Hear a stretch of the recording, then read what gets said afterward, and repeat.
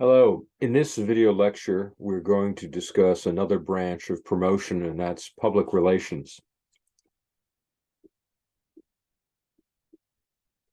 Public relations is essentially building good relationships with various publics, and by publics, there are various publics. Obviously, the general public, customers, um, governmental publics, investor publics. So basically, we're trying to build relationships with various groups, and in many cases, trying to promote our products as well. And so what we're trying to do is build and create a desirable image for our products as well as the company. And this brings us many advantages. First off, it's much lower cost than advertising. And it also gives greater credibility. So, for instance, if you think of a spokesperson on television or in an ad of some sort, saying, here's the product and how wonderful it is, but then you hear somebody, let's say you're on a bus or a train, and you hear two people talking, and one of them says, this is a really great product, you should try it. Who has more credibility? It's the obviously the person who is not the paid spokesperson, the person who has no special interest in promoting the product. And this is why we always ask people what they think, because they have no vested interest in promoting the product. So therefore, they have greater credibility. So we're basically looking at trying to get third parties to influence customers. And of course, one of the major groups that we try to influence is the media, the press. So there is, of course, a disadvantage in that you have less control. You're trying to convince third parties to think well of your product or your company or your service, but you can't force them, So and I shouldn't say this is a disadvantage, but earlier when I said that there is it's lower cost, be very careful. It's not zero cost. There is always a cost, and it may just simply be the cost of your people to do the work, to write press releases and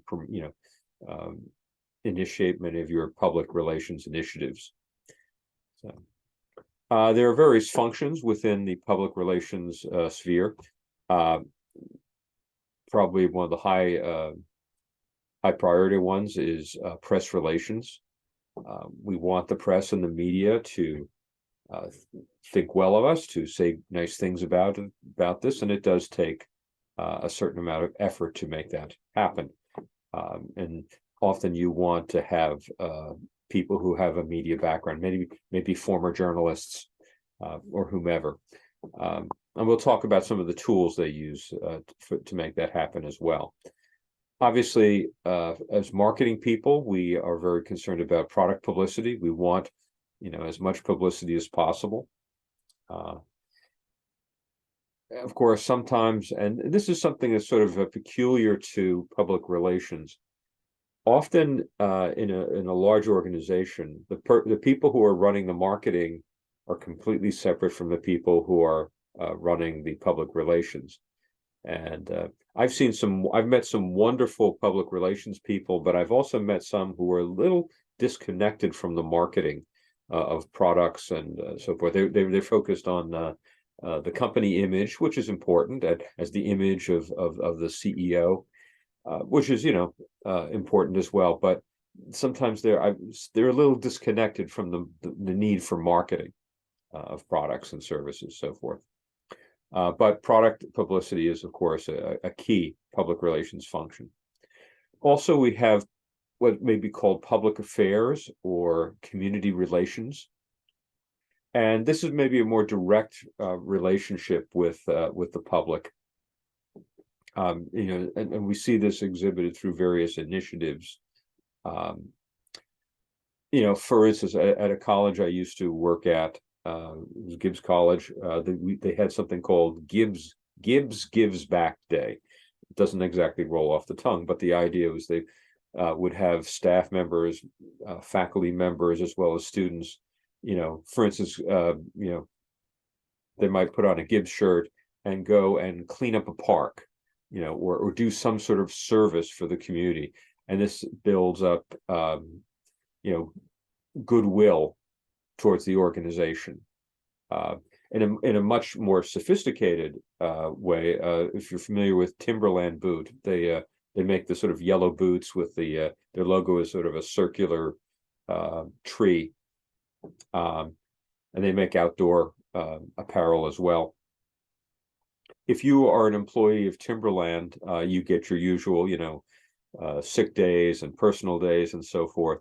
But you can also get 7 days where you can go do charity work. In fact, often the company will coordinate that and provide you, if you're an employee of Timberland, they would provide you with, new Timberland clothes to wear as you're doing it. And that builds up, again, builds up goodwill. And for them, it might be painting a classroom, or cleaning up a park, or repairing, some facility. So that they've actually do a wonderful job in building their relationships with their communities. So, a specialized area is government lobbying. As we live in a democracy, it is our right to lobby, to try to convince legislators to pass laws that we feel are important, or to not pass laws that we feel might be detrimental. Lobbying, of course, has gotten slightly a bad name, mainly because of campaign finance.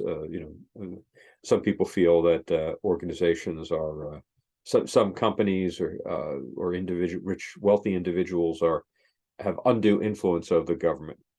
But the activity itself is not unethical. There may be some means that may be considered unethical, but government lobbying is a perfectly legitimate public relations function. Also, another specialized area would be investor relations. This is for publicly traded companies. If you're a publicly traded company in the United States, for instance, you have to follow a lot of SEC, or Security and Exchange Commission, regulations. Specifically, how do you communicate with potential investors?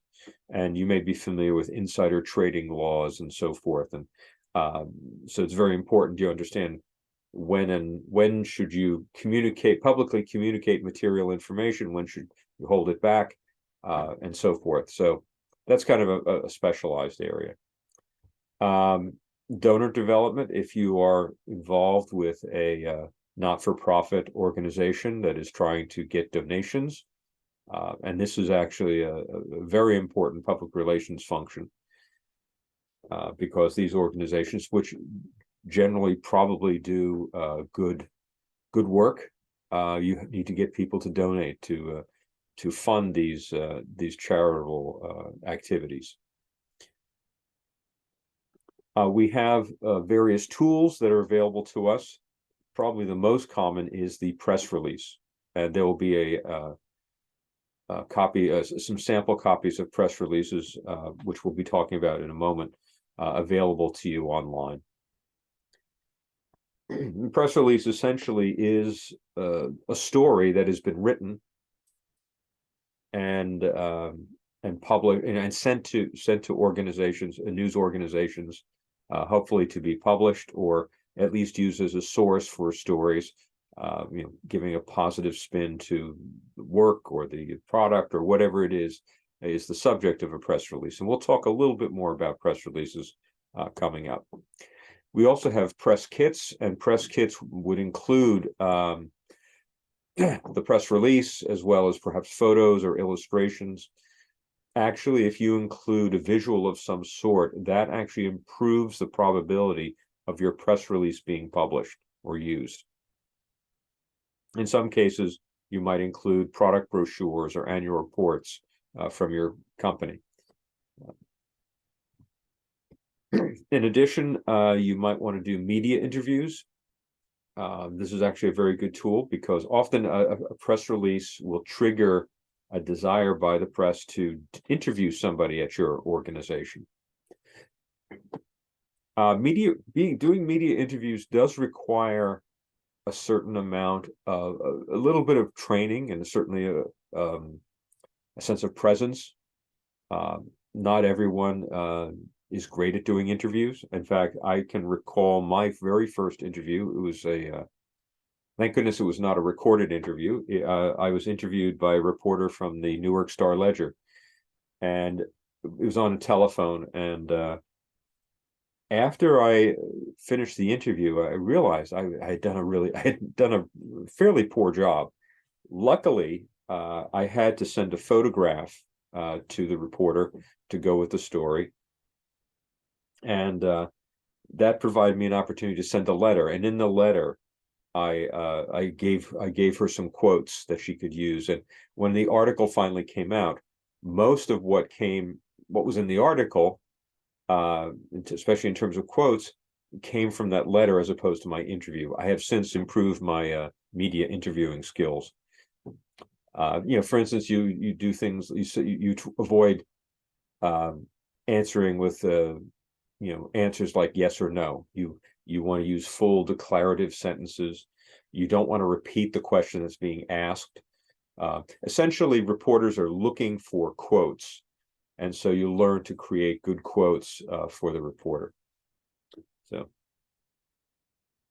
now, of course, that was for a printed piece. I have done radio interviews and I have done television interviews, and they can occur in different ways. Broadcast interviews generally come in three flavors: live, taped, and something called live to tape. Now, live is just like it sounds; it's live, and you've seen people interviewed live, all the time. They speak, and as they speak, their words are going out being broadcast into the ether. Taped.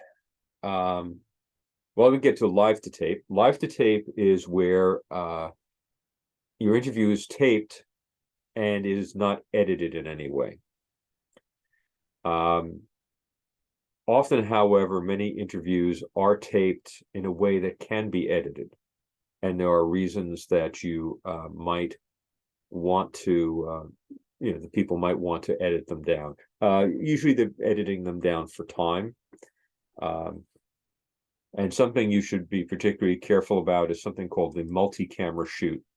And this might be in a studio, doesn't have to be in a studio, and where there are the interviewer and interviewee, and there are three cameras set up. And the idea is to be able to cut between the cameras, so it's not one static shot. So one camera might get a two shot of just the overall situation. Another camera will pick up the interviewer. The other will get the interviewee, so they can cut back and forth. And you've seen interviews and where this is done.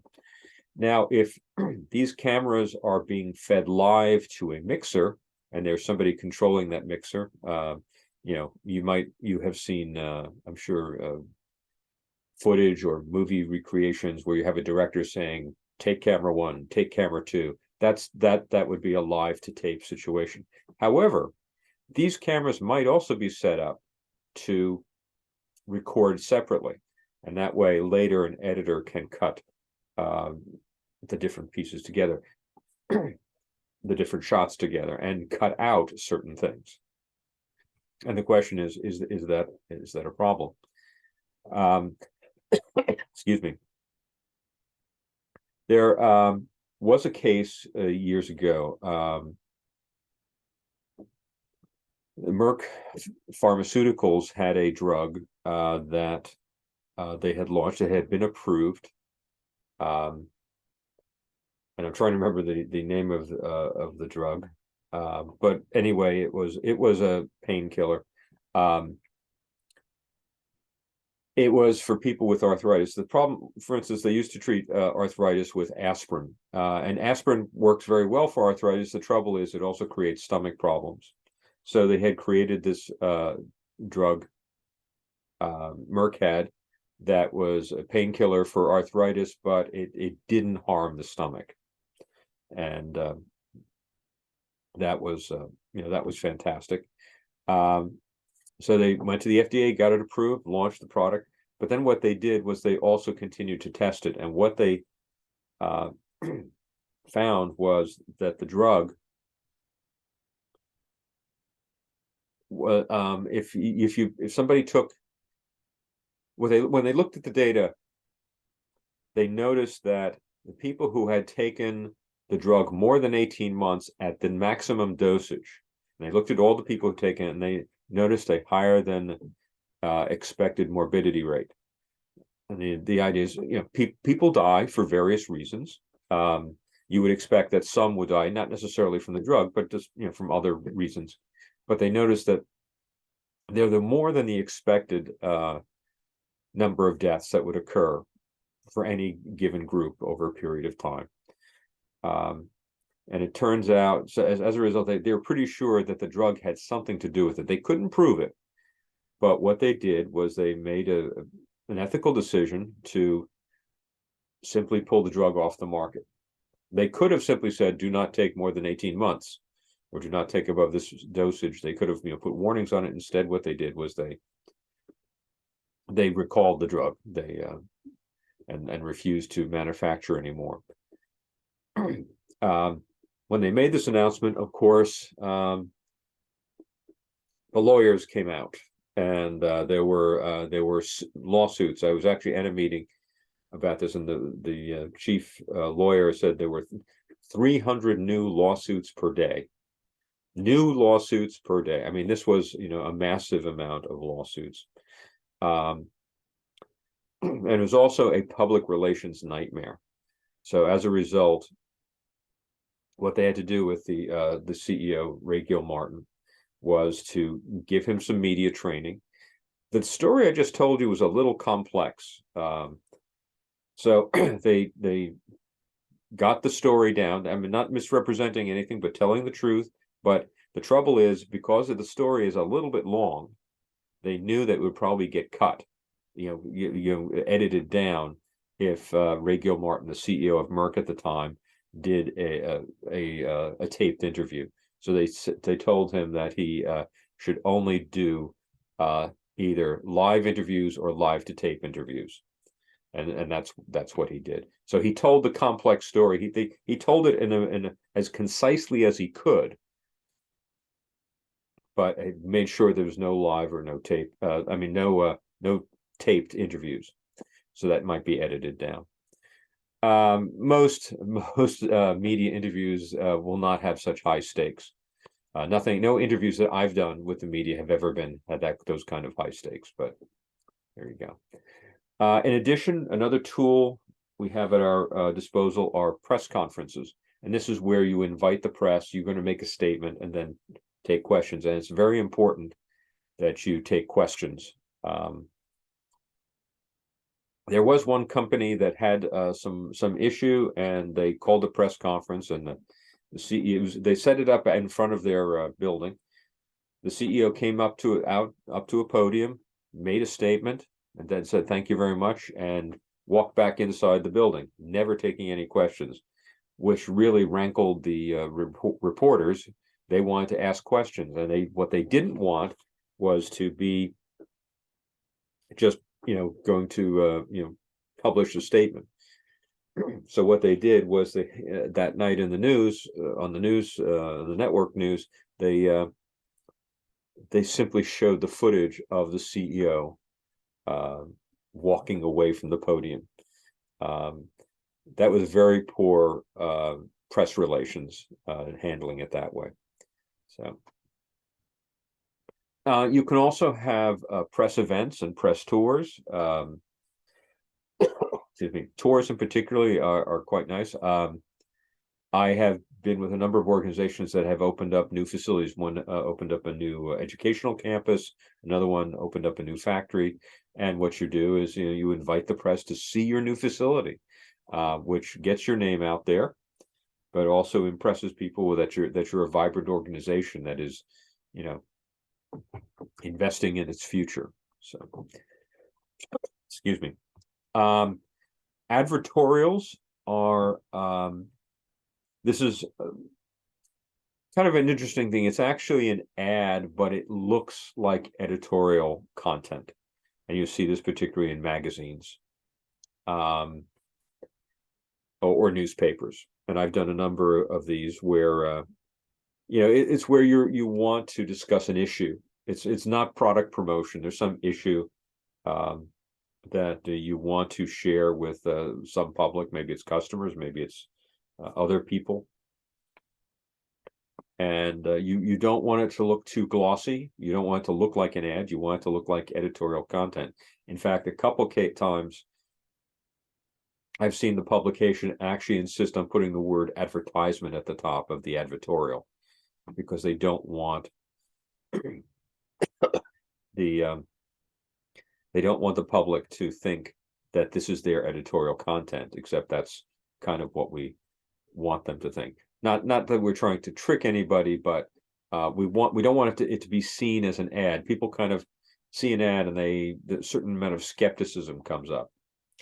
So an advertorial would be a way to do this, and they happen all the time. Newsletters, this is actually a situation where you are the media and the message at the same time, sending out newsletters. And I've run a number of newsletters, and I have this personal rule that I apply. I say, if you're going to have a newsletter, there needs to be some news in it. I have seen some people or some organizations have newsletters, but there's really no news in it. It's just advertisement. This is the new products we're offering, blah, blah, blah. I think if a newsletter is to be valued by the recipient, it has to be, there has to be information that they can use, or that at least going to be interested in, as opposed to just ads. And in direct marketing and digital marketing, particularly email marketing, newsletters can be very effective. And I'm actually personally exploring using newsletters more, but we can talk about that some other time.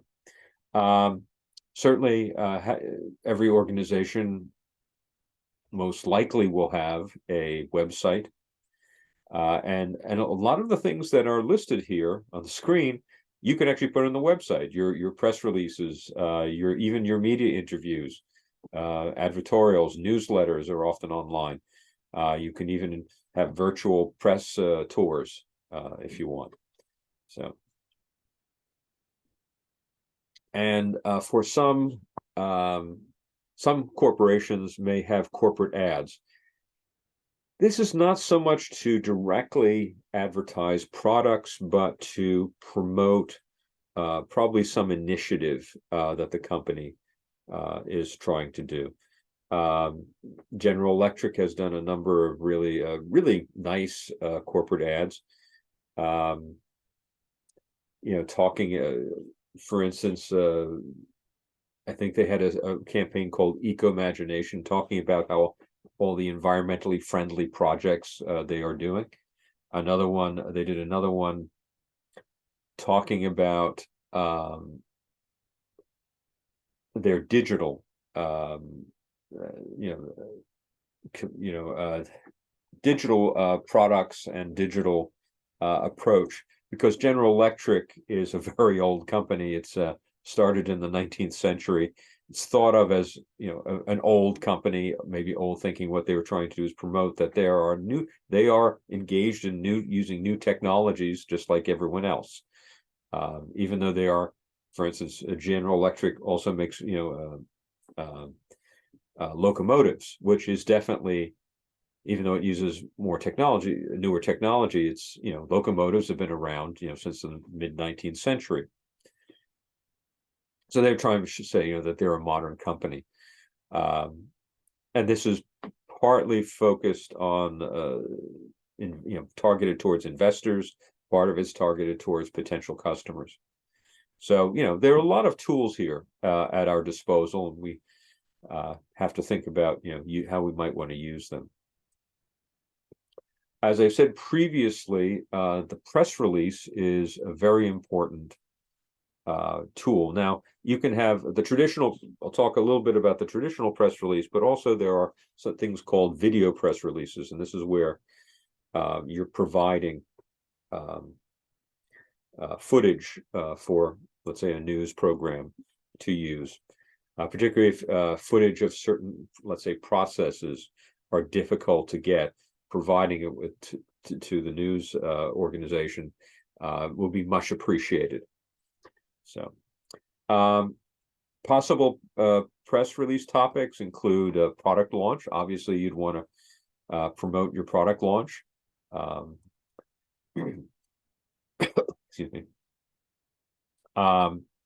Personnel hiring and promotions, which seem odd. Why would you promote that? But it does kind of signal that your company is vibrant, that you are hiring new people, you are promoting them. There is growth happening in the company, and so that can be quite helpful. In fact, many magazines and even websites will have areas, to promote, people on the move. These are like trade journals and things like that.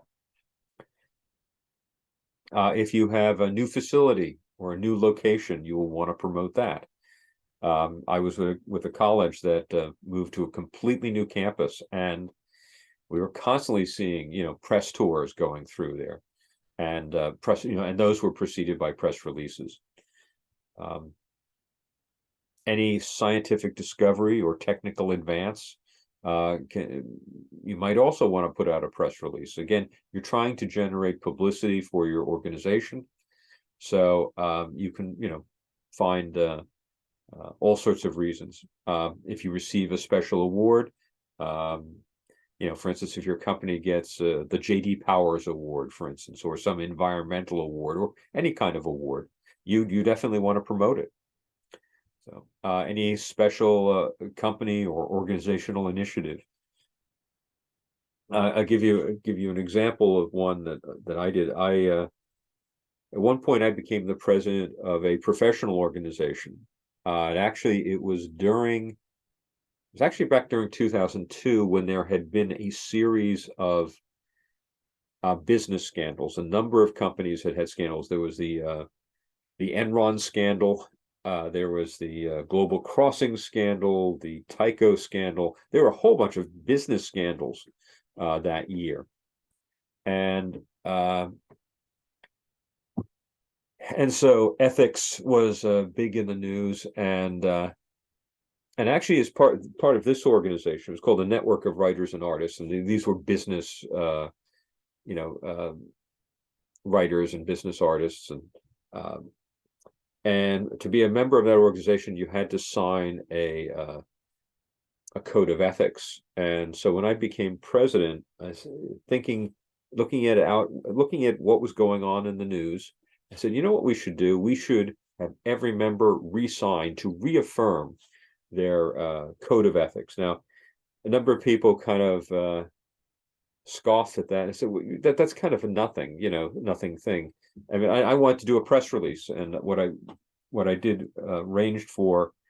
I actually wrote the press release, and I took a photograph of all the members re-signing the code of ethics, and a number of people kind of said, that's kind of nothing thing. Why are you doing that? Well, but I sent out the press release and the photograph, and to all the local newspapers, and three of the newspapers actually picked up that story, and two of them also published the photograph, promoting the people in the organization. Then, of course, they thought that was a great idea after it had been successful. But you can actually, some events are created just for the purpose of putting out a press release, to be fair. Any sort of charitable activities should be promoted, and you'll find this is very effective. And this is something you can do with public relations that you don't generally do with advertising. So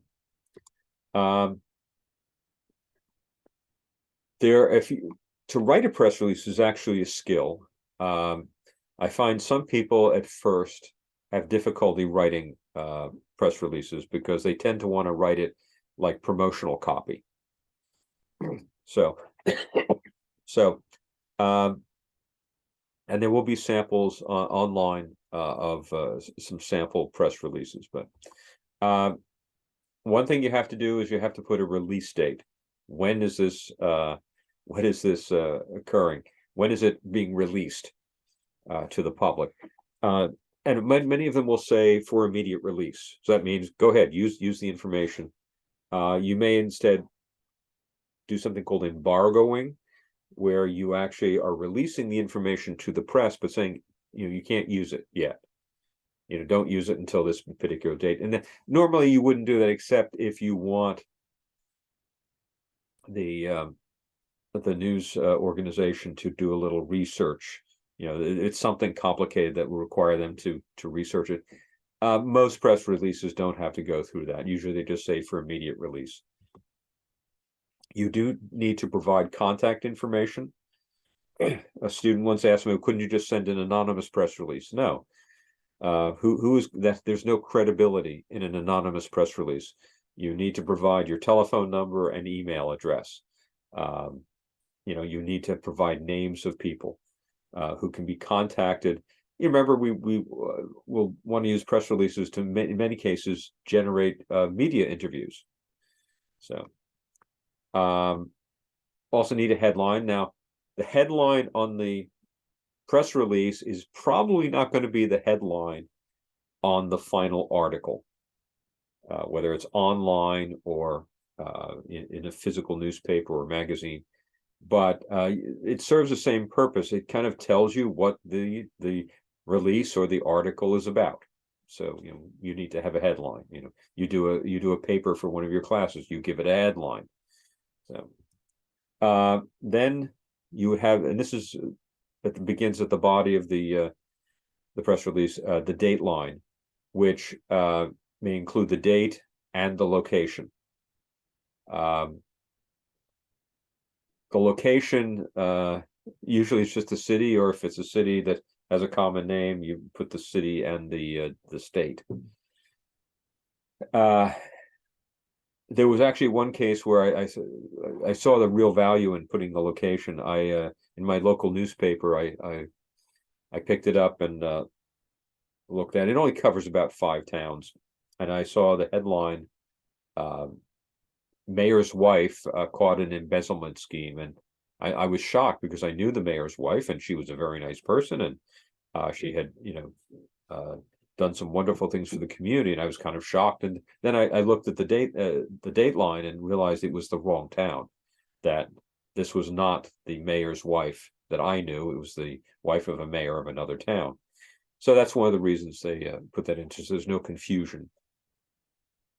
And then comes the body, and it's written in a news style. And this is the problem part that a lot of people have trouble with. You have to write it like you are an objective reporter. Now, you would never say, "Oh, this is a really great product." That's an opinion.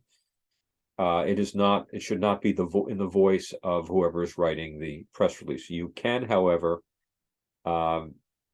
quote people who might say, "Oh, this is a really great product," or whatever it is that you want to get across. So the people who write press releases, the people who generally work in public relations, are often people who were journalism majors or worked in journalism. So you want to write it in a way that an editor will receive it and recognize it as being written by a professional journalist. Because what you would love is for the publication to take your press release as is, unedited, and publish it. That doesn't always happen. I've had it happen a few times, and that's great. But often, sometimes certain publications will use it as a source for an article they're doing. For instance, the New York Times would never publish anyone's press release. They would refer to the press release in their article. Local papers or trade journals might actually publish the press release as an article. However, they're not going to if you haven't written it well. So here the writing is key. It needs to be organized. It needs to be written and to sound like an objective reporter. Excuse me.